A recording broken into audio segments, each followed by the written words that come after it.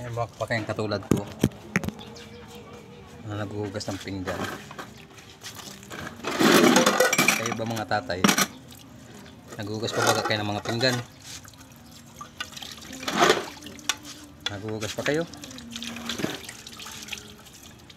Ako dito sa amin, tambak lagi ang hugasan.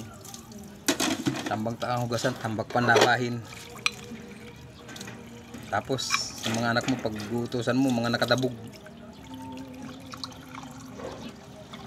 Wala. Ito lang buhay talaga.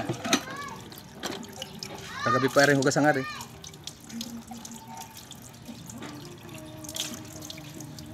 Tapos kakain ulit na naman. Kakain na naman may tanghali. Hugasan pa rin. Bagay ko pa maglalaban ng damit. Kakasawa na kaya. Sarap ano ay? Tagal. Ha? Taga rito ka raw pala. Eto, naghuhugas ng pinggan na naman. Meron pa kayang katulad kung ganito? Naghuhugas ng pinggan? Ha?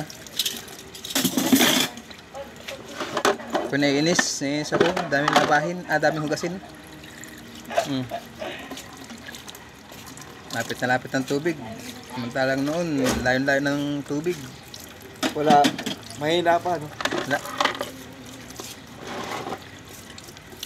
Ito ang buhay ko. Ganito.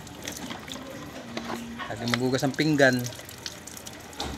May anak ka namang lalaki na.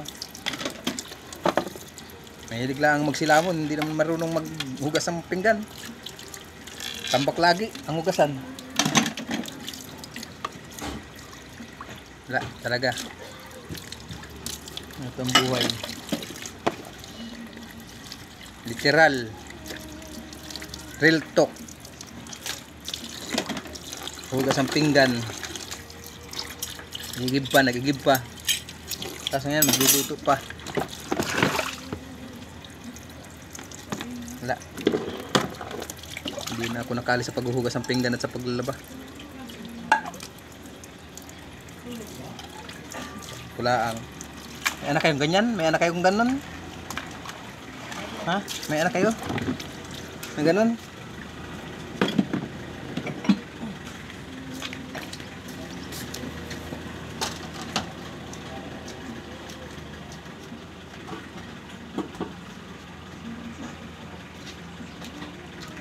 Ay, nako.